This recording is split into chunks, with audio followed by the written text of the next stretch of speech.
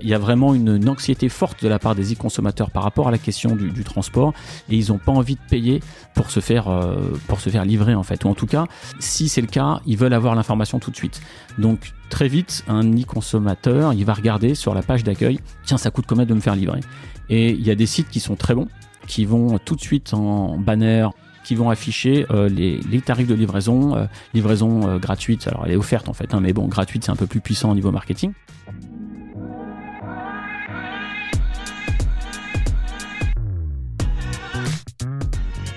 Bonjour, bienvenue dans Le Panier, le premier podcast e-commerce. Mes invités cartonnent et me livrent leurs secrets de réussite et les problèmes qu'ils ont rencontrés pour qu'on puisse, ensemble, apprendre à vendre mieux et plus.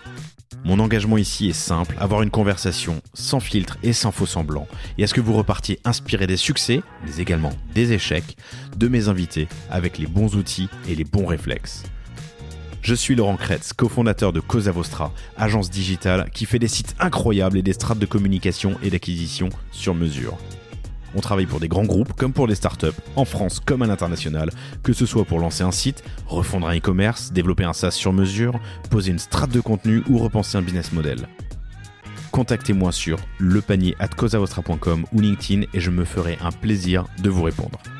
Bonne écoute!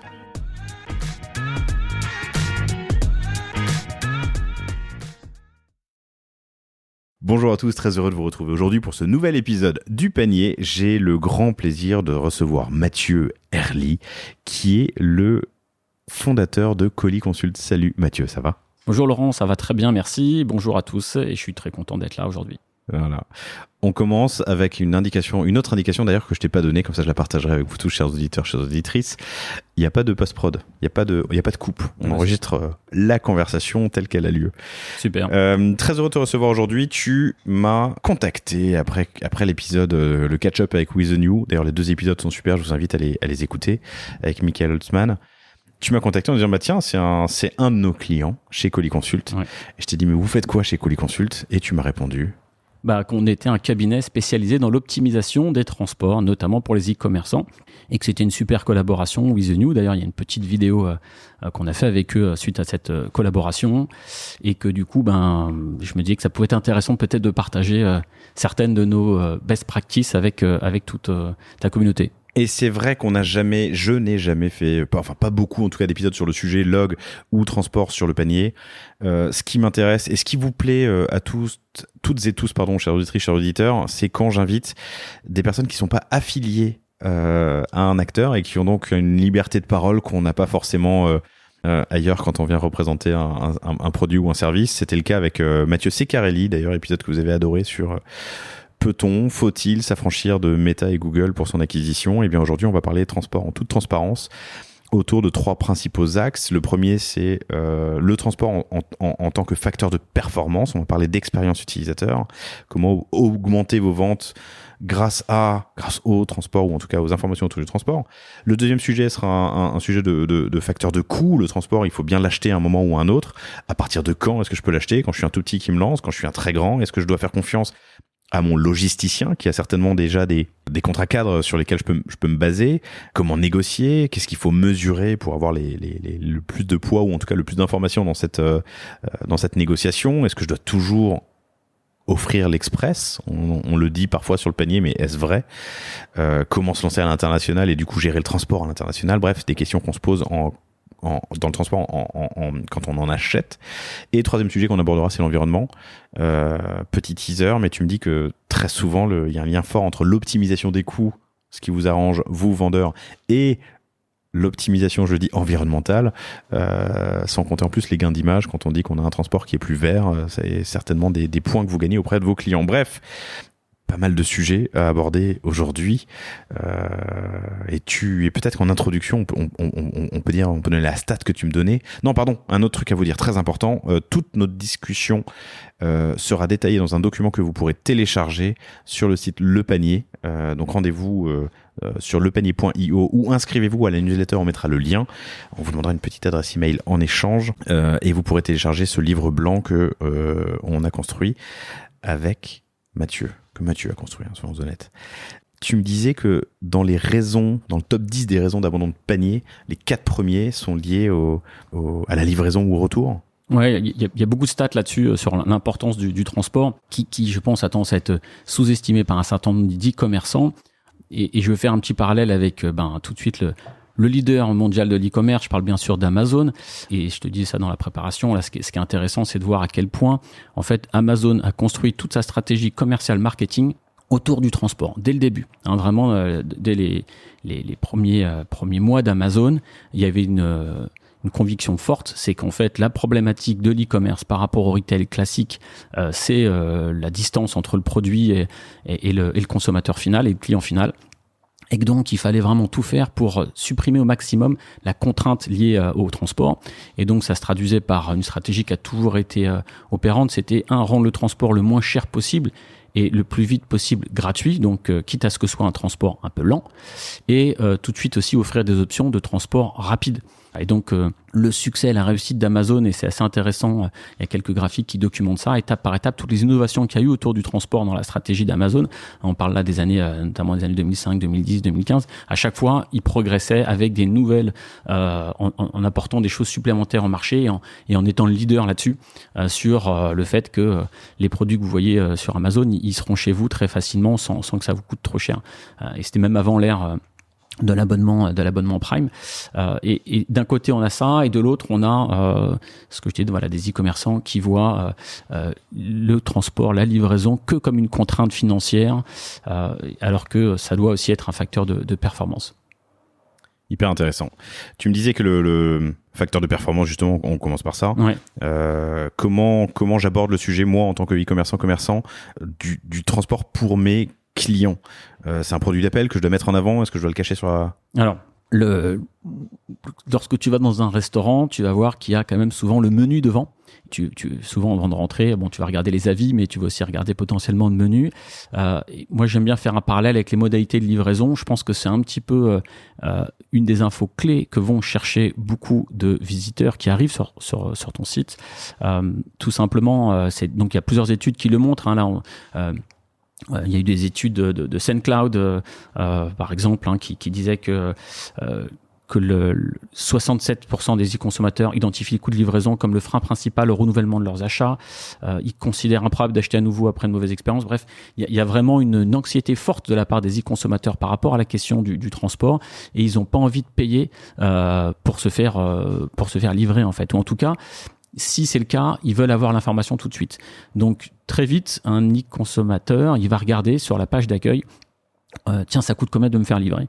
Et il y a des sites qui sont très bons, qui vont tout de suite en banner, sans descendre sous donc la ligne de flottaison, donc sans avoir à scroller sur le bas du site, qui vont afficher les tarifs de livraison gratuite. Alors elle est offerte en fait, mais bon, gratuite c'est un peu plus puissant au niveau marketing. Livraison gratuite à partir de 49 €.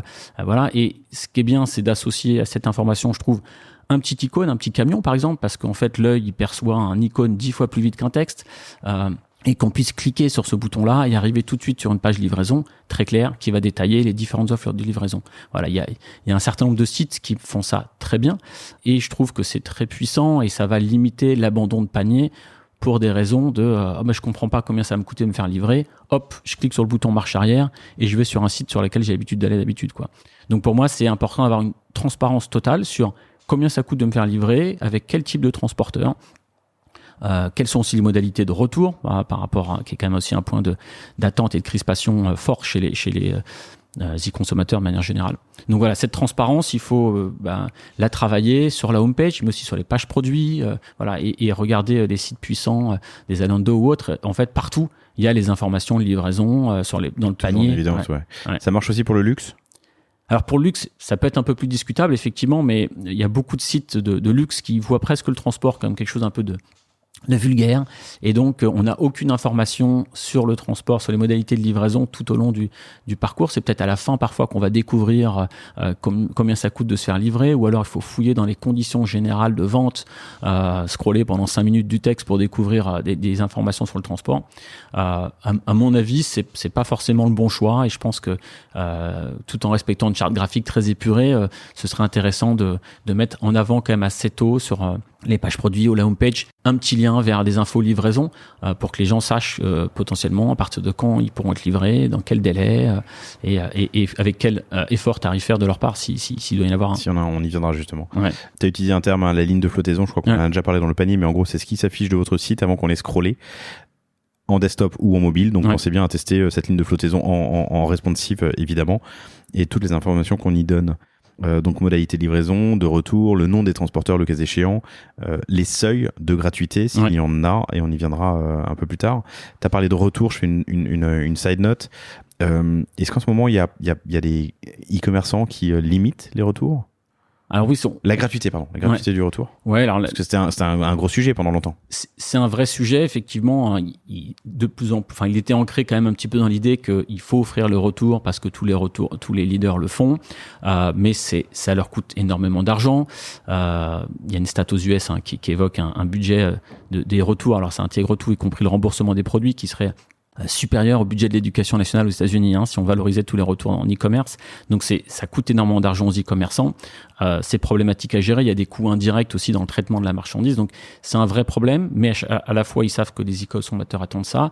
Ce qui est certain, c'est qu'on a eu par exemple Zara qui a fait du bruit en arrêtant d'offrir les retours online, mais eux, ils ont l'avantage d'avoir tout un réseau de magasins. Donc, en fait, ils transfèrent tout simplement les e-consommateurs vers leurs magasins pour faire des retours. Ce qui est donc une stratégie plutôt smart que peut pas se permettre un grand nombre de pure players. Mais il y a une tendance peut-être à effectivement induire, à limiter en tout cas les retours. On verra quelques axes de réflexion qu'il peut y avoir là-dessus. Notamment peut-être sur du grand international où vraiment les retours vont coûter très cher aux e-consommateurs, aux e-commerçants, pardon. Donc premier point, transparence. Mettre bien en avant les services, les seuils de gratuité, les modalités de livraison, de retour, le nom des transporteurs le cas échéant, les délais, hyper important, je l'ai dit ou pas? Les modalités de livraison, c'est ça, mais les délais, je trouve ça hyper important. Deuxième point, le choix. Il y a un triptyque qui est classique, relais, express, domicile. Comment est-ce que ça peut devenir un facteur de perf sur mon site? Alors, je pense que c'est une attente très forte aujourd'hui des e-consommateurs d'avoir ce choix-là, effectivement, entre du coup donc la livraison domicile, qui va être le choix par défaut, souvent sur un site. Alors souvent, sauf avec le relais, qui est parfois le choix offert le plus vite. Une petite statistique là-dessus, c'est que on a constaté, alors ces chiffres-là, comme quelques autres chiffres que je donnerai, c'est lié à un palmarès qu'on a fait l'année dernière en 2022 sur les meilleures livraisons en e-commerce. Donc on a scrollé 530 sites, c'est pas 530 sites pris au hasard, c'est les 530 sites qui étaient dans le palmarès capital des meilleurs sites internet. Et on a zoomé sur 18 critères de livraison. On a par exemple mesuré les montants de panier qu'il fallait atteindre pour offrir la livraison. Et donc, vu que le relais coûte moins cher, les e-commerçants offrent plus facilement le relais. En moyenne, on est à 59 € pour offrir une livraison en point relais et 78 pour une livraison domicile. Sachant qu'on a fait des sous-détails par segment et bien évidemment dans le textile, par exemple, on est sur des montants inférieurs. On est à moins de 50 € pour le fait du seuil à partir duquel il faut offrir entre guillemets le relais. En tout cas, la moyenne du marché qui offre le relais. Et toujours un peu une statistique un peu comparable, c'est combien coûte la livraison lorsqu'elle n'est pas gratuite. En moyenne, donc tout secteur confondu d'activité, on est à 4,32 pour une livraison au point relais et 5,89 pour une livraison au domicile. Voilà, sachant que là aussi il y a des... Intéressant. Vous retrouverez tous ces chiffres dans le livre blanc qu'on vous partage. Exactement. Donc tout ça pour dire qu'il y a une attente forte là, des e-consommateurs là-dessus. Le point relais, c'est aussi effectivement un choix qui est utile pour beaucoup de citadins qui sont rarement chez eux et qui ont un peu de peur de pas être là le bonjour ou pas envie de prendre un RTT ou forcément jour de télétravail ce jour-là pour recevoir le livreur. Donc ceux qui aiment bien le relais, ils veulent une option relais et ça tombe bien en général, et coûte moins cher à l'e-commerçant. Donc voilà, les deux gagnent au passage. Voilà. Et l'express, c'est aussi reconnu que c'est bien de pouvoir offrir une livraison très rapide à ceux qui le souhaitent. Maintenant, je pense qu'on y viendra peut-être plus tard, mais il y a quand même une surindexation de l'importance de la rapidité de livraison. C'est un sujet que j'aimerais bien aborder, moi qui ai un peu une conviction forte chez Colis Consult, c'est que notamment à cause d'Amazon, il y a et puis des sondages qui montreraient que les millénials sont impatients, ils veulent tout de suite. Oui, c'est vrai, mais en même temps, bien souvent, les gens achètent des produits, des sacs à main, des baskets. Ils ont pas spécialement, fondamentalement besoin d'avoir ce produit dans 2 jours en fait. C'est juste un achat plaisir. si on fait une étude pour leur demander est-ce que tu veux le recevoir dans 2 heures, alors ils vont tous dire oui, bien évidemment, donc on peut sortir des stats qui vont dire que tout le monde veut tout de suite, mais la réalité c'est quand on met ça en rapport avec le coût du transport et le fait qu'ils veulent ça gratuitement, on se rend compte que si on leur dit une livraison à J+2, J+3, dans la majorité des cas, ça va pas leur poser de problème.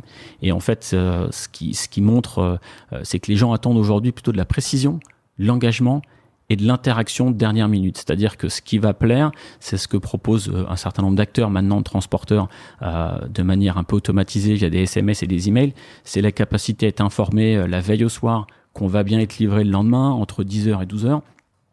Et la capacité à dire « Ah non, stop, ça me va pas ». Je rappuie sur la touche 2 de mon téléphone pour dire que je veux programmer une nouvelle date de livraison ou que je veux changer le lieu de livraison. Et en fait, les gens, plus que de la vitesse, ils veulent de la précision et le respect des engagements qui ont été pris. Et donc voilà, pas forcément aller dans le sens de la vitesse. Et d'ailleurs, là aussi, j'avais partagé il y a je crois il y a 2 mois, un post d'une étude américaine, de plusieurs études américaines d'ailleurs, qui montraient qu'en fait, que ce soit sur Amazon ou sur des consommateurs de manière générale aux États-Unis, la vitesse devient de moins en moins importante et c'est plus un critère prioritaire pour la majorité des e-consommateurs. Ce qui est plutôt cool pour l'environnement, a priori, c'est ce qu'on se dira tout à l'heure. Ouais, exactement. C'est intéressant ce que tu dis. Moi, il y a une autre, un sentiment que j'ai. Alors, c'est tout à fait empirique, mais tu vas me dire si ça reflète peut-être une tendance marché. J'ai été tellement échaudé par les quelques livraisons sur les beaucoup que je reçois, sur les nombreuses que je reçois, du mec qui dit j'ai essayé de vous livrer mais vous n'étiez pas là, ou le truc qui passe pas dans la boîte aux lettres qui est livré chez un voisin qu'on retrouve jamais. Je donne pas de nom. Ouais. Que je m'oriente naturellement vers le relais colis. Enfin, relais colis, c'est une marque, pardon, vers le retrait en point relais, ouais. En point relais, pardon, voilà, c'est ça. En me disant c'est plus simple, c'est sur mon chemin, c'est plus pratique. Et j'ai plus de chances de pas être déçu. Ça coûte en plus moins cher aux e-commerçants et à moi quand c'est payant. C'est une tendance. C'est ce que tu me disais tout à l'heure. Oui, c'est une tendance. Un des acteurs qui a connu la plus grande croissance ces dernières années dans le marché du colis, c'est Mondial Relay, qui a une vraie success story dans le. Voilà, c'est pas le seul. Hein, et, les produits relais aussi des leaders de La Poste, de Chronopost ou d'autres acteurs sont aussi en croissance. Il y a aussi Relais Colis qui reprend du terrain là par rapport à Mondial Relay, mais c'est un produit qui séduit. Alors, il séduit aussi parce que il y a quand même un grand nombre de sites internet qui vont offrir le relais plus vite. Voire certains sites qui vont offrir que la livraison en point relais. Et du coup, il y a beaucoup de consommateurs qui du coup sont prêts à choisir plutôt le relais. Voilà. Et après, il y a tout un débat, mais on en parlera peut-être un peu plus tard sur la partie environnement, sur quel est l'impact de l'environnement. Et là, des acteurs comme La Poste et Mondial Relais se bagarrent un peu par études interposées pour dire mais non, c'est le relais qui est le plus bénéfique en termes de rejet de CO2. Et La Poste qui dit non, parce que on a des études qui montrent que les gens prennent leur voiture pour aller chercher les colis en point retrait.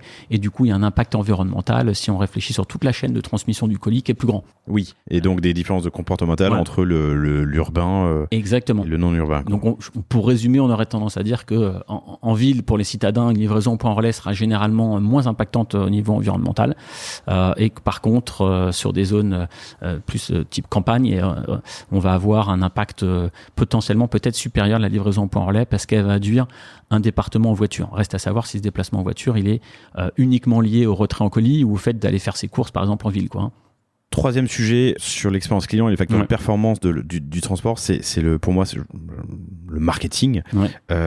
Faut-il l'offrir? À quel stade faut-il l'offrir? Comment faut-il maîtriser ses coûts? Que fait la concurrence? Comment intégrer la concurrence justement dans cette question qui est un peu multifactorielle, hein, Alors, vas-y. Je donnais 2-3 stats là, à l'instant, je ne vais pas les redonner sur à partir de quand il faut offrir, mais ça, c'est des moyennes du marché.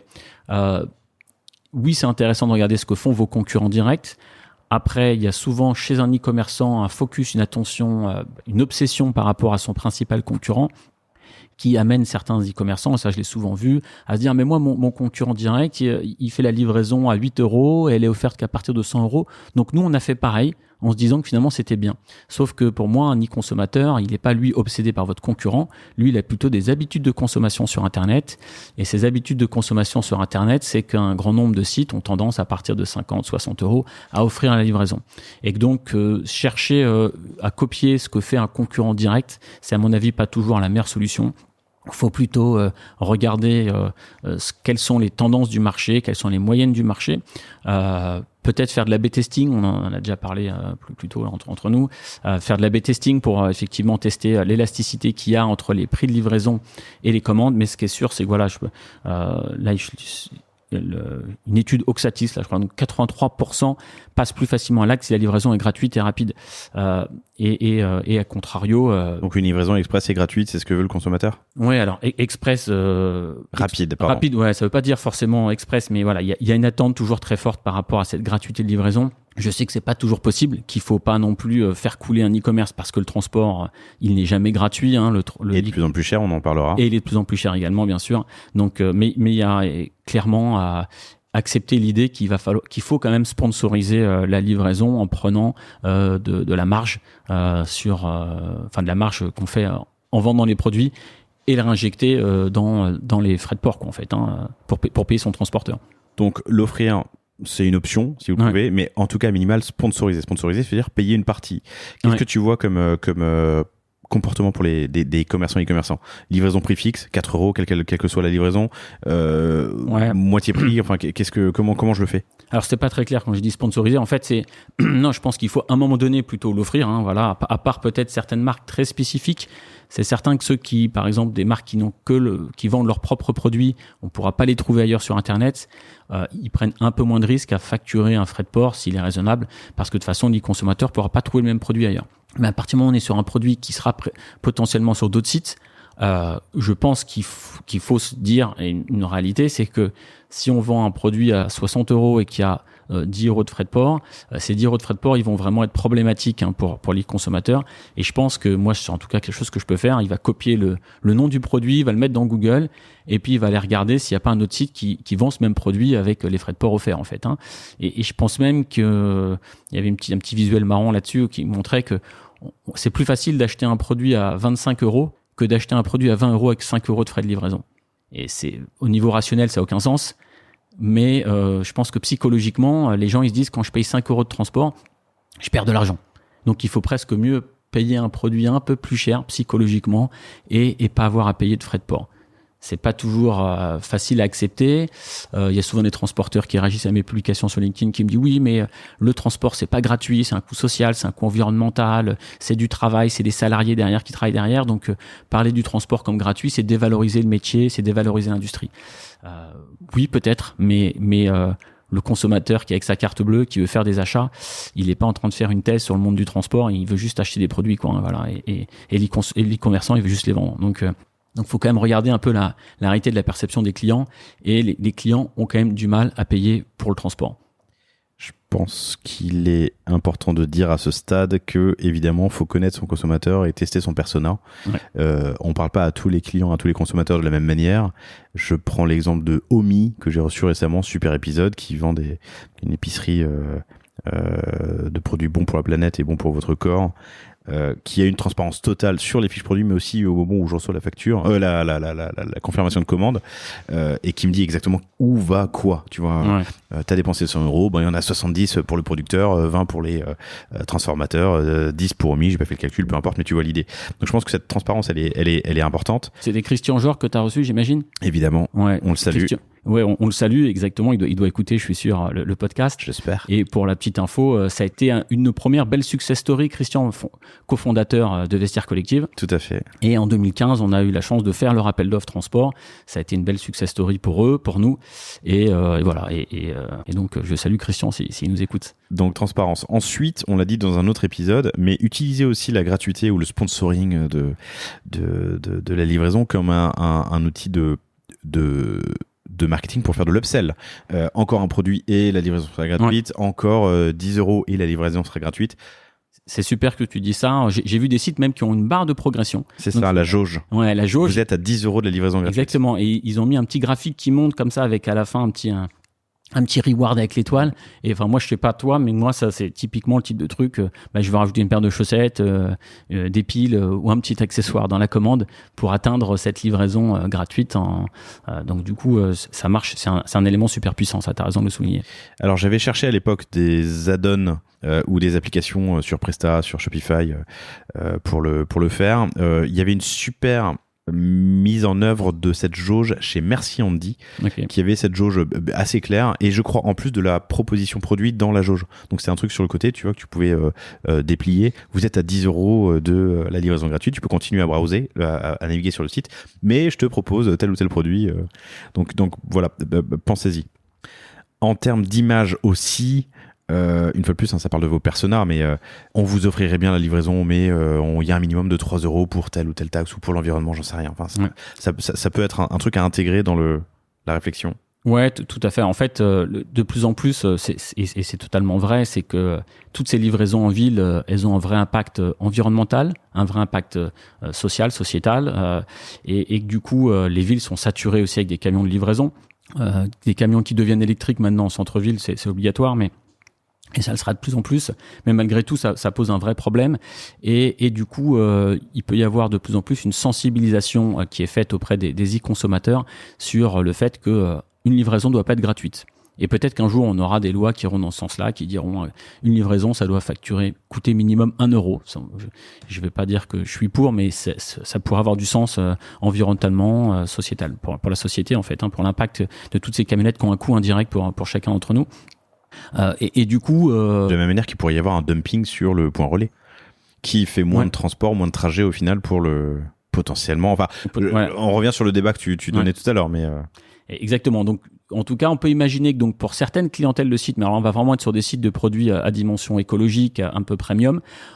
L'idée de dire, le transport chez nous, c'est tout le temps 3 €. C'est une participation sociétale, environnementale, pour pas inciter des comportements vertueux, de pas faire plein de petites commandes, mais plutôt une commande massifiée. Donc il y a un coût comme ça de 3 € forfaitaire, quel que soit le montant de la commande. Ça, je pense que c'est quelque chose qui pourrait, pour certains consommateurs, vraiment pas tous, mais être accepté. Voilà. Donc là, c'est à chaque marque de construire effectivement l'offre de pricing transport. Voilà. D'ailleurs, nous, on a une méthodologie pour travailler là-dessus. On a fait un outil qui permet de mesurer comme ça en fonction des différents types de livraisons qui sont prévus, les coûts d'achat, les coûts de revente, les paniers moyens, les comportements d'achat. On fait un input, un import des stats Shopify du client et autres, et on arrive à établir un peu des statistiques et voir quel est son pourcentage de prise en charge d'équilibre. Donc c'est 40, 50, 60% des frais de transport qui sont couverts par ce qui est payé par les clients, et l'autre partie qui est mesurée. Donc ça, c'est important de le mesurer avec performance. On avait fait un beau travail, par exemple, je pense à Balzac, pour Balzac Paris, là-dessus, sur la statistique de ce qu'ils offraient en transport, en fait. On en reparlera tout à l'heure, mais vous pouvez aller suivre Mathieu sur LinkedIn. Il y a une belle liste de clients et de use case, et surtout des infos très intéressantes. Tu as parlé de testing ou d'A/B testing tout à l'heure. Qu'est-ce que je peux A/B tester ? Admettons que j'ai du volume, évidemment, parce qu'il faut du volume pour A/B tester, et il faut pas faire plusieurs tests. C'est pour ça que c'est A/B et pas ABCDEF testing. C'est ça. Si j'A/B teste des choses, qu'est-ce que je peux faire ? Le mode de transport, le mode de livraison, pardon, le prix, Ouais, alors typiquement, ce que font des fois les marques, c'est que pendant une semaine, 2 semaines, elles vont offrir la livraison offerte pendant 2 semaines, et donc ça va permettre de voir quelle incidence ça va avoir, quel impact ça va avoir sur les petites commandes, en tout cas, le fait d'avoir offert complètement le transport. Après, c'est pas toutes les marques peuvent se le permettre. Non, ce qui peut être intéressant, c'est de se dire, je ferai le transport à partir de 59 €. Si demain je le faisais à partir de 49, voilà, ça peut paraître petit, mais peut-être qu'aux yeux de certains consommateurs, c'est significatif. Quelle incidence ça a sur mon taux d'abandon de panier, par exemple, voilà. Donc, travailler un peu sur le fait d'offrir certaines offres, ou de proposer une offre, si il y avait le même prix parfois il y a des sites qui vont offrir la livraison, que ce soit en relais colis ou à domicile, au même prix. Alors qu'en fait, le relais, ça leur coûte beaucoup moins cher. Donc là, je suis d'avis de plutôt effectivement diminuer le prix du relais. Et à sens inverse, il y a des sites qui rendent l'express donc payant, par exemple 10 €, quel que soit le montant du panier, et les autres transports sont aussi payants, pour une petite commande.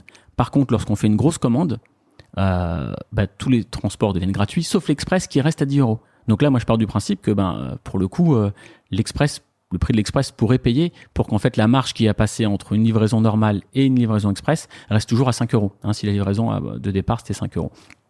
Donc essayer de réfléchir comme ça à construire quelque chose qui a du sens pour le consommateur, et qui soit aussi cohérent par rapport aux équilibres économiques du site.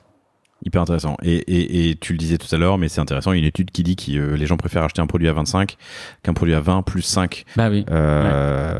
Donc vaut mieux dire 25 et livraison offerte, d'ailleurs pas gratuite, pour pas dévaloriser le métier que 20 dans certains cas. T'as touché un point là qui est intéressant, et peut-être dernière question que je te pose sur la partie expérience client, le front, on va dire, du transport, la saisonnalité. Quelle question me poser? Est-ce que je fais les mêmes offres toute l'année, les mêmes prix toute l'année? Est-ce que est-ce qu'il y a des engagements? T'as parlé de, tu l'as dit, c'était hyper intéressant d'ailleurs. T'as dit aujourd'hui on préfère pas forcément l'express, on veut juste de la précision, de l'engagement, de la communication. Donc en fonction des périodes de l'année, là on est l'épisode sort, on est en novembre, on est dans les 2 mois de le marathon de fin d'année du e-commerçant. Avec donc des volumes qui vont être énormes, beaucoup de travail pour les transporteurs, qui vont peut-être voir leur réseau un peu mis à mal, avec des risques de saturation et aussi des risques de saturation des points relais. Il y avait des e-commerçants qui me disaient il y a 2 ans, nous on arrête le relais au mois de décembre parce qu'on a eu trop de mauvaises expériences de relais qui étaient saturés, qui refusaient les colis.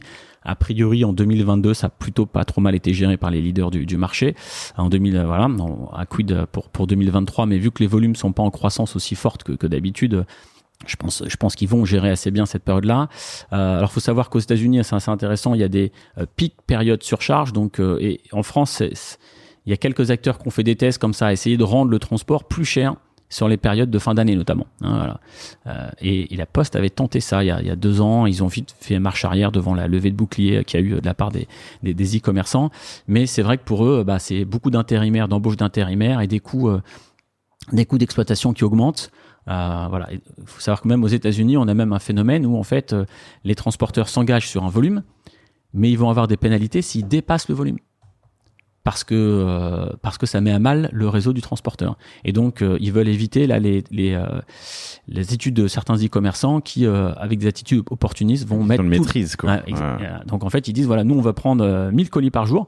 Par contre, si tu m'en mets 2000, moi, je vais les prendre. Mais moi, les 1000 supplémentaires, je vais te les vendre plus cher que les 1000 qu'on avait convenus initialement. Donc ça, c'est quand même assez fou. Et voilà. Et on peut penser que tout ce qui se fait aux États-Unis, on parle notamment donc de UPS et FedEx aux États-Unis, pourrait débarquer sur le marché européen à terme, quoi. Cool. Écoute, c'est passionnant. On a parlé de l'expérience client et du transport comme un facteur de performance. Ouais. J'aimerais maintenant me mettre de l'autre côté de la table et me dire, bon, je dois acheter du transport, littéralement. Par où je commence? Donc, le transport en tant que facteur de coût. Mais en préambule, peut-être qu'on peut définir 2-3 choses. Déjà tous les acteurs de la chaîne, qu'on soit clair et qu'on ait les bons termes. Je veux bien qu'on parle un peu chiffres. Je vous l'ai dit, suivez Mathieu sur LinkedIn. Il y a des chiffres hyper intéressants et des études qu'il fait régulièrement, ou des études, des chiffres qu'il repartage. Et ensuite, on parlera effectivement de l'achat. Aujourd'hui, les coûts augmentent, explosent dans certains cas, mais à la fois de la livraison et du transport, mais aussi de l'acquisition, des matières premières. C'est une galère pour les commerçants et e-commerçants. Donc, comment réfléchir, optimiser tout ça. Mais commençons juste par les acteurs. Il y a l'e-commerçant. Voilà, donc il y a l'e-commerçant. En face de lui, effectivement, il y a les transporteurs de colis qui vont assurer la livraison. Donc, il y a un acteur incontournable en France qui est Colissimo. Dans notre palmarès, on a constaté que 79% des e-consommateurs utilisaient, parmi les 500 qu'on analysait, référençaient Colissimo. Voilà. Suivi par Chronopost, 52% du marché, et ensuite Mondial Relais, 33%, et en 4e position, DPD, 23%. Donc là, ce qui est intéressant dans ce podium, alors il y a 4 acteurs, c'est qu'il y en a 3 qui appartiennent au même groupe. Voilà, et je partageais semaine dernière, il y a quelques semaines là, une étude qui montrait, qui comparait les chiffres clés de Colissimo, de Chronopost et de DPD. Donc ça, c'est 3 acteurs qui sont clairement incontournables, notamment Colissimo dans le monde de l'e-commerce, et qui, eux 3, représentent plus de la moitié du marché des colis en France, clairement, puisque c'est un marché qui est estimé à 904 millions. C'est une estimation d'ailleurs qui est faite par la Poste, et Colissimo en transporte déjà 455 millions. Donc ça donne déjà une idée de la position assez dominante. Assez dominante, ce serait autorisé ça dans d'autres pays? Sur les lois antitrust, ils sont constamment observés. Il y a je crois qu'il y a quelqu'un de l'autorité de la concurrence qui est à demeure chez Colissimo, qui s'assure qu'ils ne font pas de dumping. Il y a des spécificités tarifaires aussi, c'est que si tu as 3 entrepôts en France, en fait, tu vas pas pouvoir massifier les volumes de tes 3 entrepôts dans la négociation avec la Poste.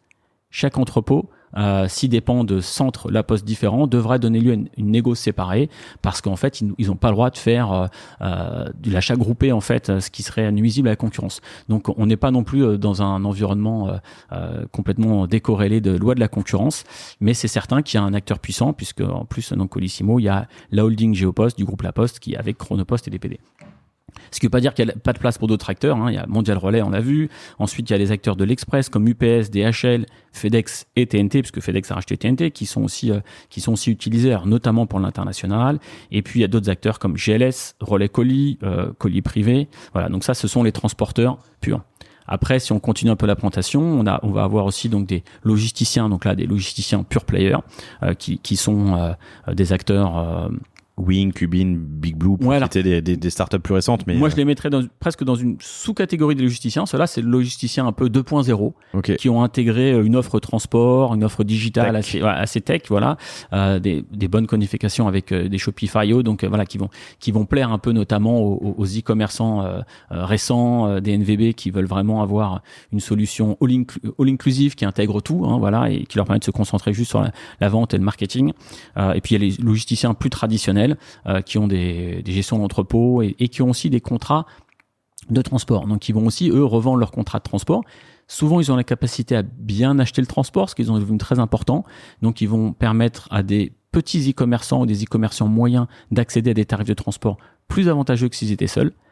Seulement, il y a quand même un risque, c'est que plus on grossit, plus on reste dépendant de son logisticien parce qu'il nous tient pour la logistique, mais aussi pour le transport. Et donc, à un moment donné, c'est quand même assez stratégique d'aller acheter son transport en direct. On en parlera. Direct. Ouais, voilà. Tout à fait. Et une troisième catégorie, on peut dire, une quatrième catégorie, bref, les revendeurs de transport. Donc, il y a plusieurs acteurs sur le marché, comme Boxtal, UPA, Packlink, qui sont des revendeurs de transport online qui sont intéressants, notamment pour les tout petits e-commerçants. Ouais. UPA qui est partenaire du panier. Ah. Parfait pour cette intro. Et ce préambule, première question que je me pose quand je me pose la question du transport. Alors déjà, c'est comme dit, un facteur de perf, c'est pas un problème, c'est plutôt une source d'opportunité. On a parlé des options. Combien d'options je dois proposer ? Alors, il ne faut pas qu'il y en ait trop non plus. Tout à l'heure, on disait dans la première partie que c'est bien de donner les noms des transporteurs. Tout le monde n'est pas de cet avis-là. Moi, c'est souvent quelque chose que je mets en avant, c'est que ça me plaît de savoir si c'est Relais Colis, Mondial Relais, par exemple, le prestataire Relais, parce que je connais le commerçant en bas de chez moi qui est partenaire d'un e-commerçant, et donc je vais aimer savoir quel transporteur va me livrer. À côté de ça, quand on est un e-commerçant important, qu'on a beaucoup de contrats de transport, ça peut être pertinent de pas s'engager sur le nom du transporteur qui va livrer et de choisir en fonction du montant total, le poids de la commande, quelle va être la solution de transport la plus adaptée pour le livrer au meilleur coût. Donc le fait de donner le nom du transporteur, c'est pas obligatoire. Voilà. S'il y a beaucoup de transporteurs référencés, faut mieux éviter de noyer l'e-consommateur avec une page de choix de livraison où on va avoir 5, 6, 7, 8 options. Parce que là, ça peut devenir presque anxiogène. Trop de choix, tu le choix. L'idéal, je dirais, c'est peut-être d'en avoir à minima 3, donc cette notion de très rapide, domicile classique et puis relais. Et puis peut-être on peut envisager de l'étendre à une ou deux solutions supplémentaires avec des choix de transport différents, de transporteurs différents. Après, je pense que c'est créer trop de complexité pour l'e-consommateur. À mon avis, voilà. Je sais pas s'il y a une autre question. Non, mais potentiellement aussi moins de capacité à négocier si j'ai trop de choix. Alors voilà. Parce que j'écarte trop les bras, j'ai des volumes trop petits sur certaines options. Oui, bien sûr, tout à fait. Alors après, là, il y avait la notion du choix qu'on donne effectivement à l'e-consommateur, et puis il y a effectivement cet aspect stratégique qui est la négociation des contrats de transport. C'est le fonds de commerce de Colis Consult, parce que Colis Consult, voilà, c'est un cabinet de conseil que j'ai monté en 2005, et pendant 10 ans, on a surtout fait de l'achat, on continue à le faire, mais pour des pure players, enfin des acteurs du B2B, et donc on gère beaucoup de gestion d'appel d'offres, et la règle clé, c'est ne pas diluer ses volumes avec trop de transporteurs, parce que il y a une forte dégressivité des prix dans le monde du transport, donc quand on est petit, on va payer son transport assez cher avec des prix publics élevés, et plus on a de volume, plus on va bénéficier de remises importantes. Voilà, il peut y avoir des écarts de x2 entre deux e-commerçants sur un même service de transport. C'est un peu comme les billets d'avion, les billets de train. En fait, tu peux vraiment les acheter moins cher sans sans que le service ait changé en fait. Oui, c'est ça. Ouais. Et donc il peut y avoir 2 colis dans le camion qu'on payait, qui partent du même endroit, qui vont à la même adresse, mais qu'on payait du simple au triple. Ouais. Voilà. En plus, ça va même du simple au triple. Hein. Donc en fait, l'élément déterminant, alors ça va être la capacité à bien négocier, à avoir fait du bon travail, bien sûr. Ce sur quoi nous on essaye d'aider les e-commerçants, mais il va y avoir bien sûr le critère numéro 1, c'est combien de colis je donne mensuellement à ce transporteur. Et donc plus on va multiplier les transporteurs, peut-être dans une logique opportuniste à court terme.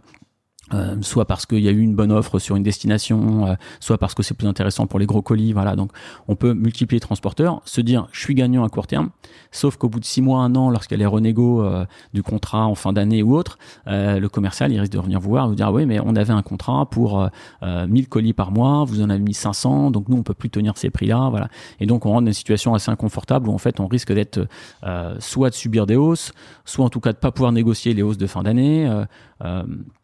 Alors que si on avait joué les jeux et massifié ses volumes, on serait peut-être en rapport de force avec ce transporteur pour lui dire j'ai dépassé mes engagements de volume, je vais pouvoir négocier mes prix. Donc voilà, donc il y a un juste équilibre à trouver, il n'est pas parfait en fait, hein, c'est vraiment un arbitrage au cas par cas qu'on fait avec nos clients. Entre ce que veulent mes clients, ce que je veux moi offrir à mes clients, ce que les volumes que je peux demander négocier avec mes transporteurs. À partir de quelle taille on peut négocier avec un transporteur en direct? Alors j'ai envie de dire, ça vient assez vite, dès qu'on a une centaine ou quelques centaines de colis, on va pouvoir aller négocier avec certains transporteurs, mais il y aura beaucoup plus d'écoute chez certains que chez d'autres. Chez certains, il faut vraiment avoir minimum 50 colis par jour parce que en fait, il y a le problème de l'enlèvement. C'est-à-dire qu'en fait, il y a un camion qui doit venir chercher tous les jours les colis dans l'entrepôt et ça, c'est un coût pour le transporteur. Donc en fait, plus le volume est petit, quotidien, plus en fait ce coût va être problématique. Donc, à part quelques acteurs, ce coût, il est partie intégrante du coût de transport qui est payé, mais dans certains cas, il est facturé à part. Donc déjà, il y a un premier élément qui est le premier kilomètre, celui le pick-up. Le pick-up, exactement. Combien coûte le pick-up et voilà. Et après, plus les volumes vont augmenter, plus on va être dans un rapport de force qui permet de bien négocier. Et nous, nos stratégies, enfin nos recommandations, c'est effectivement tout de même de régulièrement rechallenger le marché. Donc pouvoir et essayer de le faire bien, c'est-à-dire pas juste de manière opportuniste quand il y a un commercial qui vous appelle, lui dire envoyez-moi une grille de tarifs et puis on jette un petit coup d'œil sur la grille de tarifs en se disant ce que c'est moins cher, ce que c'est plus cher et en essayant de mouliner 2-3 chiffres sur Excel. Se dire tous les ans, tous les 2 ans, allez, je reprends toute ma data transport d'il y a 1 an, je la présente bien avec les différentes familles de transport, ce que j'ai consommé en relais, ce que j'ai consommé en express, ce que j'ai consommé en domicile, à l'international, pays par pays. Je mets ça au clair et je partage ça avec un grand nombre de transporteurs. Il faut essayer de penser bien à tous les acteurs, sans donner bien sûr d'informations financières. Et puis bien balayer tous les suppléments qui vont être aussi très déterminants dans les comparaisons de coûts pour derrière aller collecter pas mal d'offres, les mouliner sur Excel ou d'autres outils pour derrière aller construire un plan de transport qui tient la route. Voilà.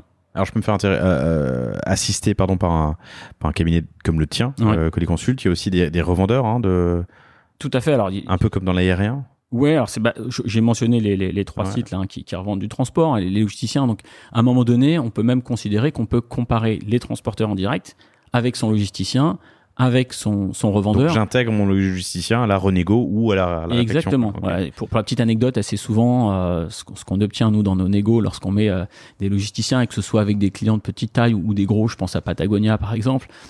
Au début, on a un logisticien qui dit non, mais moi j'ai fait mes meilleurs prix, je peux pas. Et puis, lorsqu'on obtient des prix en direct auprès du transporteur qui est utilisé par le logisticien qui sont meilleurs que ce que le logisticien a, alors là, ça met le logisticien dans une situation un peu délicate. Et puis, il nous rappelle 2 jours après, j'ai refait le point avec le transporteur, on a obtenu une meilleure offre. Voilà. Bon, la réalité, c'est que dans un certain nombre de cas de figure, les logisticiens, ils sont là pour gagner de l'argent aussi. Donc, ils rajoutent un palier, parfois de manière transparente, parfois sans trop être transparent là-dessus. Voilà, donc moi, à la limite, ce que je dis souvent aux clients, c'est ça ne nous regarde pas de savoir combien d'argent votre logisticien gagne. Ce qu'il faut juste savoir, c'est si vous pourriez acheter mieux le transport tout seul. Et dans ce cas-là, il y a un problème. Parce que il est là, il est censé vous aider à gagner de l'argent, de l'efficacité, pas vous coûter plus cher que si vous étiez en direct avec DHL, Chronopost ou La Poste. Voilà. Donc si je reviens sur cette négo, ce que tu es en train de me dire, c'est je suis petit, je me lance, je trouve un bon logisticien avec un bon contrat et je lui fais confiance. Ou des revendeurs, voilà, ou des revendeurs, pardon. Et dès que j'ai la taille suffisante, ou en tout cas dès que ça représente un coût qui est important, je me pose la question. Ou dès que j'ai le temps, je me pose la question. C'est ça. Alors, ils ont rarement le temps, justement. Ça peut être là la valeur ajoutée d'un acteur spécialisé comme nous, c'est que ça prend du temps si on veut faire les choses bien. Mais c'est un enjeu tellement crucial, c'est tellement parfois le poste de dépense numéro 1 ou numéro 2 hein, des e-commerçants. Il y en a beaucoup qui me disent que ça leur coûte plus cher que l'ensemble de leurs salariés, en fait, hein, le transport. Donc dans ces cas-là, c'est bien de se donner les moyens de faire les choses bien et de vraiment aller chercher les meilleures offres du marché. Surtout que ce qu'on arrive quand même à voir dans un certain nombre de cas de figure, c'est que changer de transporteur, c'est compliqué. Peut-être qu'on pourra ouvrir une petite fenêtre là-dessus, c'est qu'il y en a aussi beaucoup d'e-commerçants moi, qui me disent je suis coincé avec mes transporteurs. On a eu tellement de mal à faire les branchements sur nos CMS, avec l'informatique, avec nos systèmes internes, notre ERP, que c'est pas un sujet que je peux rechallenger aujourd'hui. Voilà. Et beaucoup se sentent coincés technologiquement avec un transporteur. Ça, c'est une réalité du marché. Beaucoup de transporteurs, de revendeurs le savent. Hein. Les clients, une fois qu'on les a bien branchés technologiquement avec le site, surtout sur les périodes clés de l'année, ils n'ont pas le temps d'aller prendre des risques au niveau informatique, à débrancher, rebrancher. Et donc, du coup... T'as de la satisfaction client au bout, quoi. T'as de l'expérience client aussi. Ouais, et puis technologiquement, ils savent qu'il va falloir mettre des techs dessus, alors qu'ils ont plein de projets, et que du coup, la livraison, c'est souvent un peu le dernier roue de la carrosse, et on va préférer travailler sur l'implémentation de nouvelles fonctionnalités vidéo sur le site ou autre que le transport. Pourtant, le transport, c'est quand même le sujet clé, quoi. Tu connais le biais des coûts irrécupérables? On a plein de biais cognitifs, celui des coûts irrécupérables, irrécupérables, c'est quand tu as déjà tellement dépensé que tu dis je vais pas m'arrêter maintenant. Ah oui, bien sûr. Alors que parfois pour terminer, ça te coûte plus cher que de recommencer à zéro sur une. Ouais, bien sûr. Tu vois, ça arrive souvent en dev. T'as développé un projet, je sais pas, en Magento, puis tu réalises au bout que ça te coûterait moins cher de recommencer de zéro sur Shopify ou PrestaShop que de terminer sur, par exemple. Ça peut être l'inverse. C'est la capacité, moi j'avais lu un peu sur ce même biais cognitif, c'est quand tu vas au cinéma, tu regardes un film, à la moitié le film te plaît pas, il y en a qui arrivent à se lever et partir, et puis d'autres qui disent non, j'ai payé, maintenant j'arrive jusqu'au bout. Ouais, c'est ça, biais coûts irrécupérables. Premier point, choisir le bon nombre d'options en fonction du besoin, des attentes des clients, des volumes que je peux envoyer chez les transporteurs. Deuxième point, négocier, puis renégocier régulièrement en s'inspirant bien de la data, en intégrant le logisticien, en intégrant évidemment la data des années passées.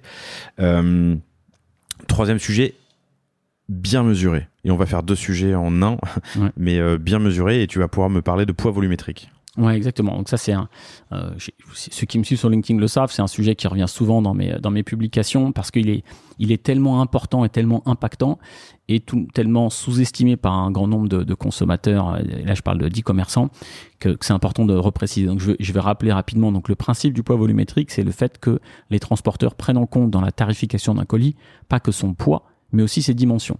Donc là, déjà, on va juste rappeler qui le fait. Il y a certains acteurs qui aujourd'hui ne font pas de poids volumétrique, notamment en France. C'est le cas de Colis Privé, de GLS, de Colissimo, de Relais Colis, de Mondial Relais. Donc ces acteurs-là, ils n'appliquent pas de poids volumétrique en France. Ils peuvent le faire sur certaines distances, par exemple Colissimo, sur de la longue distance, sur les dom-tom, ils vont appliquer aussi le principe de poids volumétrique. Après, tous les autres transporteurs que j'ai pas cités, même des acteurs comme donc DPD, Chronopost, UPS, FedEx, tous les expressistes, c'est clair, vont appliquer ce principe du poids volumétrique. Et ce principe du poids volumétrique, il est quand même relativement pénalisant. C'est que un colis un colis même petit, il va avoir ce qu'on appelle un poids volumétrique et le transporteur, en fait, il va systématiquement comparer le poids réel du colis avec le poids volumétrique et il va prendre le plus pénalisant des deux pour facturer le client. Donc, ce qui peut se passer, et on parlait de logisticiens, c'est que c'est un cas de figure que j'ai vu très souvent, c'est des e-commerçants qui me disent non, mais on a un logisticien, il gère très bien tout ça, il a des très bons contrats de transport. Et je leur dis, envoyez-moi quand même une facture pour le pré-audit, et voilà, ils regardent. Et en fait, on se rend compte que énormément de colis sont facturés au même poids. Et en fait, c'est parce que tous ces colis-là sont facturés au poids volumétrique, et quand on creuse un peu, on se rend compte que le logisticien, pour simplifier la tâche, il utilise 2 tailles de carton. Et donc, même une petite commande, elle est dans un carton de taille moyenne. Et ce carton, il est facturé 4,5 kg ou 5 kg, donc en poids volumétrique, alors qu'il y a 1 kg de marchandises dedans. Et donc, en fait, l'e-commerçant ne le sait pas trop, s'en est pas bien rendu compte, c'est parce qu'il n'a pas passé assez de temps à bien contrôler ses factures, mais il surpaye énormément ses coûts de transport à cause du principe du poids volumétrique. Et donc là, la réponse, c'est de vraiment faire un diagnostic précis de ses factures de transport, mais aussi de sa gamme d'emballage de carton. Nous, on a développé une petite méthodologie, un outil sur Excel là-dessus, qui permet d'aller identifier le poids volumétrique de toute la gamme de cartons et d'aller comprendre quels sont les cartons qu'il faut que je rajoute dans ma gamme. Et notamment, si un carton il est à 2,1 kg de poids volumétrique, il faut comprendre que ce carton-là, il sera facturé 2,5 ou 3 kg par le transporteur. Donc, il faut mieux avoir des cartons qui flirtent avec les limites par en bas, et donc qui soit 1,9 kg en poids volumétrique. Comme ça, lui sera facturé sur la tranche de 1 à 2 kg. Voilà. Donc il y a vraiment un petit côté stratégique. De 2,1 à 1,9 en poids volumétrique, c'est peut-être quelques centimètres cubes d'air. Enfin, c'est peut-être juste un carton plus petit. Ça ira à mon colis, c'est ce que tu dis. Exactement, ça ira. Ce sera effectivement moins de pollution aussi parce que les camions, il y a des études qui ont été faites là-dessus. Qui montre que globalement, dans les moyens de transport sur Terre, il y a 40% de vide. Dans les emballages, en moyenne, ça dépend beaucoup des industries, des types de transport, mais globalement, il y a beaucoup de vide. Et donc, tous les camions, les avions, les bateaux, les navires qui polluent sur Terre transportent de l'air dans les emballages. Donc, il y a un vrai sujet environnemental à réduire le vide dans les emballages. Et il y a un vrai sujet économique parce que ce vide, les transporteurs vous le facturent. Et ça, les gens n'en prennent pas assez conscience. Et c'était l'intro que tu en as parlé tout à l'heure en introduction. Et en plus, les e-consommateurs, maintenant, ils ne supportent plus de recevoir des cartons surdimensionnés, en fait. Parce qu'ils y voient un manque de respect de l'environnement de la part de l'e-commerçant.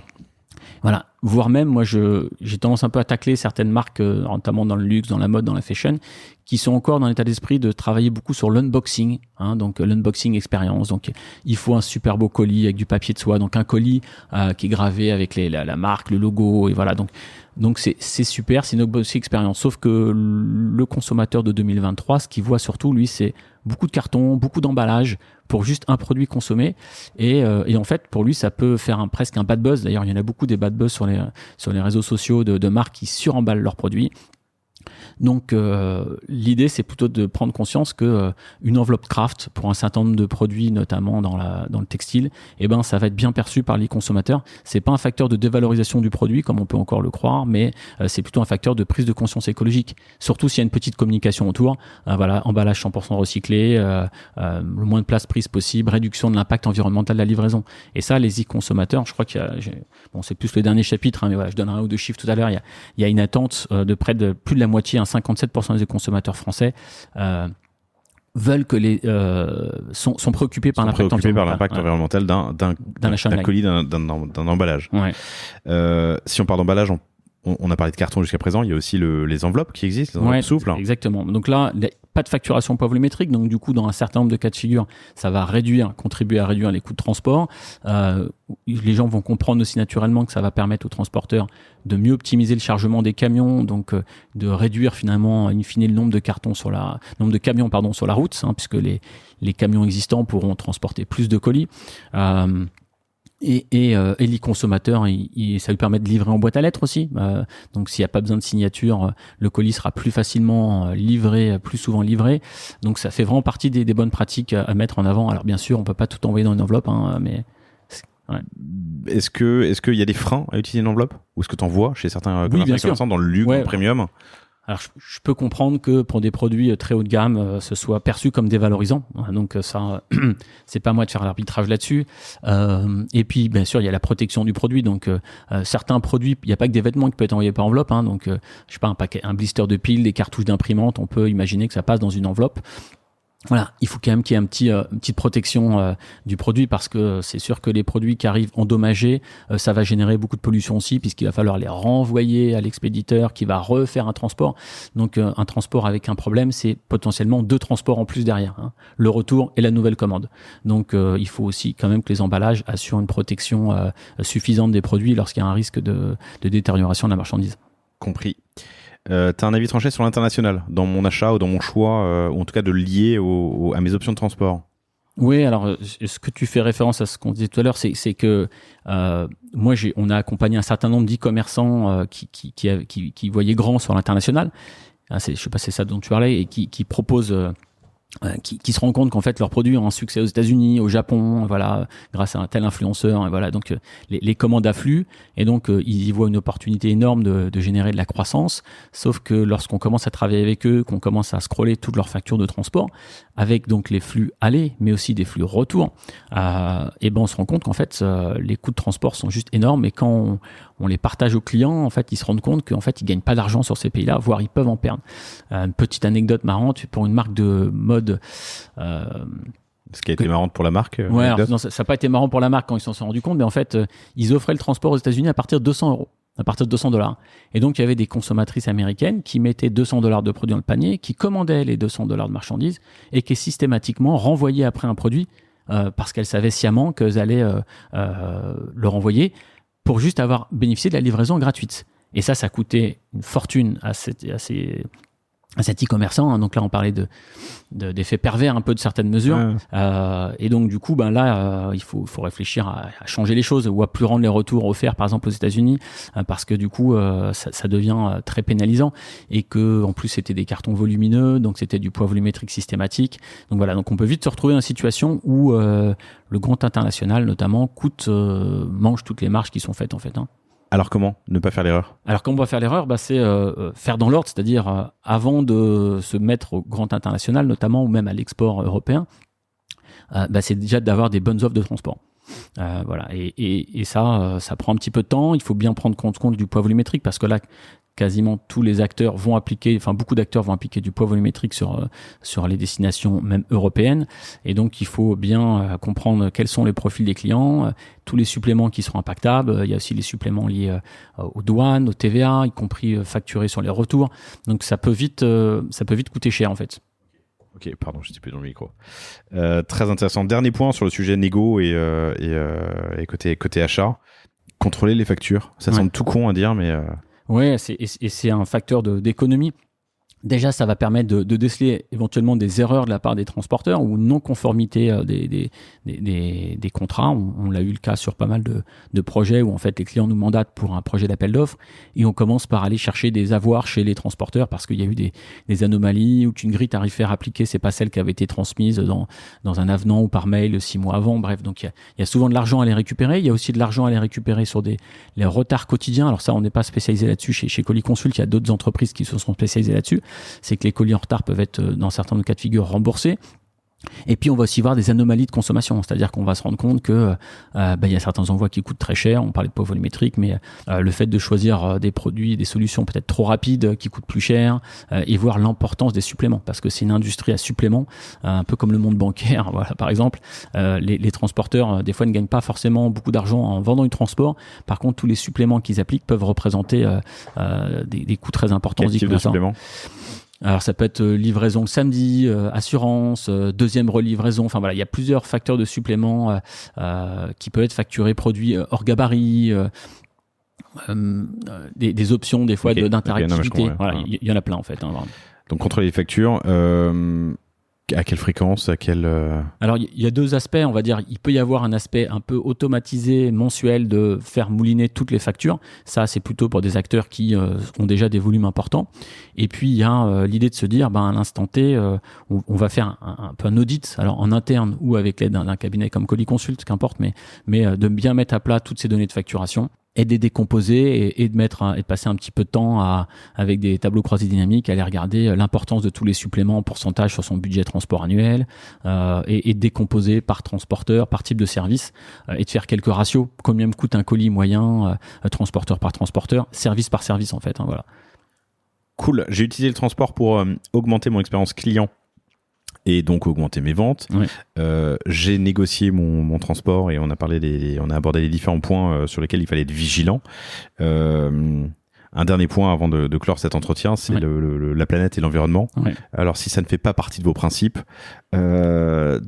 pensez en tout cas que ça peut être source d'optimisation de coûts de le faire. Mais je te lance sur le sujet. Le premier point, c'est peut-être d'avoir un mode de transport, alors j'allais dire sain, c'est peut-être pas le terme, mais de réduire l'aérien. Voilà, j'y vais. Alors, pour rebondir un peu sur ce que tu dis, alors je pense que tout le monde t'a dit, même si c'est pas votre préoccupation, je pense que quand même tout le monde maintenant a une préoccupation environnementale.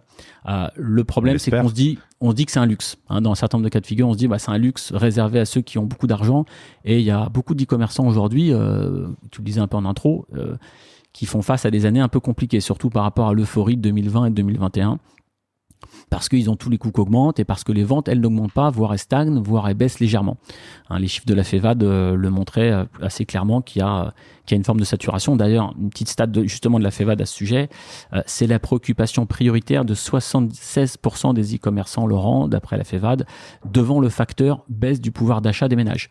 Donc en fait, le transport, c'est quand même une grosse préoccupation des e-commerçants. Et face à ça, effectivement, on peut se dire, tiens, oui, l'environnement, c'est important, mais moi, là, je suis sur une logique de survie, hein, en tout cas de survie ou de maintien d'une rentabilité. Et donc, l'environnement, ce sera un sujet que je traiterai demain. Mais en fait, entre guillemets, la bonne nouvelle, c'est que pas mal des démarches vertueuses sur le transport vont aussi avoir des incidences sur les coûts. Voilà, on a parlé de poids volumétrique tout à l'heure, donc j'ai bien expliqué que des emballages trop grands, mal maîtrisés ou juste une gamme de cartons trop réduite à 2-3 cartons, ça risque très souvent d'avoir un impact considérable sur les coûts, mais ça a aussi un impact considérable sur l'environnement. Donc en travaillant très bien sur sa gamme de packaging, on va faire d'une pierre deux coups. On va vraiment réduire l'impact environnemental de ces livraisons et aussi réduire ses coûts. Calculez bien les poids de bascule. Ça aussi, c'est un sujet. C'est-à-dire, si j'ai une certaine taille, j'ai plusieurs contrats de transport. Par exemple, j'ai du Colissimo et puis j'ai un autre acteur, un GLS, un DPD. Ce qui se passe assez souvent, c'est que Colissimo, il a des tranches de poids très fines, de 250 grammes. Donc, sur les premières tranches de poids, il est souvent très avantageux. Par contre, quand le colis est un peu plus lourd, ça devient plus cher. Donc là, ce qu'il faut bien connaître, c'est les points de bascule. À partir de quand je bascule d'un transporteur à l'autre. Automatiquement grâce à mon système informatique qui bascule en fonction de mes coûts de transport vers la solution la moins coûteuse. La moins coûteuse, ouais. Voilà. Et alors ça n'a pas forcément d'impact environnemental à proprement parler, mais ça va aussi contribuer à l'optimisation. Après, il y a un sujet sur l'Express, donc tu l'as dit, mais c'est effectivement quelque chose qu'on a mentionné dans le livre blanc, c'est que l'Express aérien, c'est quand même assez c'est impactant environnementalement, et il y a encore beaucoup de colis qui prennent l'avion, alors parfois en France, mais aussi sur les pays limitrophes européens. C'est notamment le cas lorsqu'on commande sur des sites étrangers européens et qu'on se fait livrer en J+1. Donc là, le consommateur, il est censé être content quand il voit livrer le lendemain. Ce qu'il faut savoir, c'est que livrer le lendemain, ça peut induire des vols en avion, mais pas juste un vol, parce que l'avion, il va pas aller de l'entrepôt logistique vers chez le client. En fait, il va suivre le chemin des hubs qu'ont les transporteurs, et ça veut dire qu'en fait, il va y avoir à minima 2 vols, en général, des fois 2, 3, 4 vols dans une même nuit pour transporter le colis en J+1. Donc cette course à la vitesse qui a été induite par Amazon, elle est vraiment très impactante au niveau environnemental. Donc en choisissant des solutions de livraison moins rapides, on va vraiment réduire l'impact environnemental. Donc ça peut remettre en question l'idée que à partir de un certain montant de commandes, on va systématiquement offrir l'Express. Alors je sais que je ne veux pas me faire que des amis chez les transporteurs expressistes, mais moi je pense que l'Express c'est un service dont les gens ont besoin, mais ça peut être acceptable de se dire qu'il y aura toujours un petit supplément à payer pour bénéficier d'une livraison express, et que par défaut, on est sur des livraisons plutôt économiques qui, par contre, il faut aussi se le dire, ne sont pas forcément vertueuses environnementalement. Et là, il y a un petit peu de greenwashing dans l'industrie de manière claire. C'est que Amazon nous montre des livreurs en vélo, tous les transporteurs communiquent sur toutes les camionnettes électriques qu'ils ont sur le dernier kilomètre. Mais en fait, ils en ont tout simplement parce qu'ils sont obligés et qu'ils savent très bien que demain, ils ne pourront pas venir avec des camions diesel. Mais 95% des distances entre les plateformes, entre les hubs, c'est fait par soit des avions, donc, voilà, qui, on le sait, polluent près de jusqu'à 25 fois plus qu'un camion, à distance équivalente, d'après Carbon 4, ou par des camions qui sont diesel, parce que les camions longue distance électriques, il y a quelques tests, mais c'est très compliqué. Et on n'y est pas encore. On n'y est pas encore. Donc, ça reste une industrie qui est très très dépendante des énergies fossiles globalement, même si on voit un dernier kilomètre green. Et malheureusement, il n'y a pas de solution miracle là-dessus. Donc, nous, on a essayé de lister une trentaine de critères pour les e-commerçants qui veulent travailler là-dessus. Par exemple, capitaliser sur la proximité de l'entrepôt de départ auprès du consommateur pour lui montrer la distance. On parle du locavore pour les légumes qu'on achète au marché. On pourrait imaginer qu'à un moment donné, c'est bien aussi pour un e-commerçant de mentionner d'où partent les colis, par exemple. Ça va être un facteur. Et si demain, je dois acheter une machine à laver, si elle vient d'un entrepôt à Lyon, c'est peut-être moins vertueux que si c'est un entrepôt à Saint-Ouen. Voilà, si on est en région parisienne, bien sûr. Et donc, il y a aussi, il y a plein de choses à faire pour avoir de la transparence. Mentionner peut-être les rejets de CO2. Non, mais voilà, c'est informer le consommateur de son choix. Si on veut quand même lui offrir du express, lui dire que peut-être 2 jours de plus, ça consommera moins, quoi. Exactement, exactement. Et mentionner effectivement systématiquement. Il va y avoir beaucoup d'attentes là-dessus et beaucoup de sites qui essayent de mettre les rejets de CO2 associés à chaque type de livraison. La réalité, c'est que c'est quand même des indicateurs, je veux pas dire bullshit, mais des moyennes très approximatives du marché qui sont, dans un certain nombre de cas, assez décorrélées de la réalité du transport du colis. Voilà. Compris. Mathieu, grand tour d'horizon du sujet, j'ai trouvé ça passionnant. N'oubliez pas que vous pouvez vous rendre sur lepanier.io ou vous inscrire à la newsletter pour recevoir le livre blanc de tout ce qu'on vient d'échanger, comme ça vous l'aurez sous les yeux, ça vous fera une checklist pour avancer. Il y a un autre outil que tu offres à certains de tes contacts, qui est ta matrice pour calculer le poids volumétrique. Ouais, tout à fait. C'est un truc que t'as pas mis en accès libre, mais qui permet de savoir en fonction de la dimension d'un carton et du poids de ce qu'il contient, de savoir sur quel poids volumétrique je vais être mangé, jugé, facturé. Tiens, facturé, c'est facturé, le plus juste. Voilà. Ouais, tout à fait. Moi, je vais inciter effectivement les auditeurs du panier qui sont intéressés par ces sujets de livraison à se connecter avec moi sur LinkedIn, tout simplement. Donc, mon nom, Mathieu Herly, E-R-L-Y. Exactement. Mathieu avec 2 T. Et du coup, je me ferai un plaisir d'envoyer ceux qui me le demandent en messagerie LinkedIn ce petit calculateur effectivement de poids volumétrique. Et plus généralement, voilà, on partage régulièrement des infos, des infographies, des webinars aussi sur le sujet, et donc ce sera avec plaisir d'échanger ou d'apporter la valeur ajoutée auprès des e-commerçants qui se posent des questions sur le transport. Formidable, merci infiniment Mathieu. J'ai une dernière question, mais là elle est plus personnelle. Enfin, toi et le développement de Coliconsult, que vous retrouvez sur coliconsult.com tout simplement, tout attaché. Ouais. Tu es assez actif sur LinkedIn, tu partages beaucoup, c'est brandé Coliconsult. En quoi ça t'a aidé dans ta stratégie d'inbound pour développer donc Coliconsult est une société de conseil, une société de service.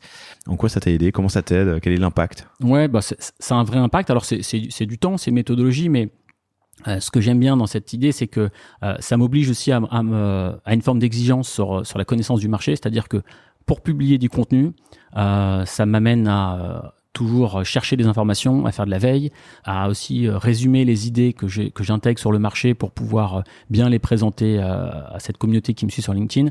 Donc en fait, ça m'aide à rester à l'heure du jour et à bien exprimer mes idées et les concepts. Donc c'est vraiment gagnant-gagnant en termes d'expertise que j'apporte ensuite à mes clients. Et bien sûr, ça me crée aussi une forme alors je pourrais utiliser le mot autorité, il est peut-être un peu fort, en tout cas une notoriété sur le marché. Légitimité? Une légitimité, voilà, c'est vraiment le bon mot. C'est-à-dire qu'assez souvent, des prospects qu'on peut démarcher avec qui j'échange, que moi je ne connais pas forcément, ils me connaissent à travers mes publications.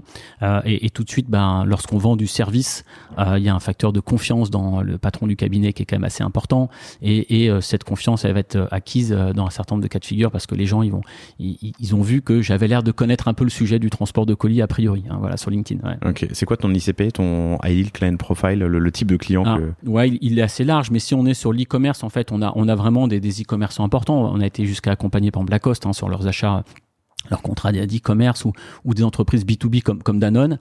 Et puis à côté de ça, on a des e-commerçants de taille intermédiaire, voilà, qui ont 300 000 euros, 400 000 euros de dépenses transport et qui commencent à subir des hausses de 5% par an de leur coût de transport et qui se posent des questions. Et ces clients-là, on peut aussi les accompagner avec une logique, on l'a pas dit ça, voilà, je vais juste faire un tout petit peu de pub de rémunération exclusivement aux économies. Donc en fait, un client qui vient nous voir aujourd'hui pour optimiser ses coûts de transport, on ne peut ne rien lui facturer cette année et le facturer uniquement en 2024 en fonction des économies qu'on lui aura permis de réaliser, quoi. Ouais. Mathieu Herly, E-R-L-Y, sur LinkedIn et coliconsult.com pour poursuivre la conversation, et surtout inscrivez-vous à la newsletter et allez faire un tour sur le site pour télécharger ce petit livre blanc. Merci Laurent. Merci infiniment à toi et merci à vous toutes et tous pour votre fidélité. Je suis impatient de vous retrouver pour le prochain épisode. Salut. Ciao.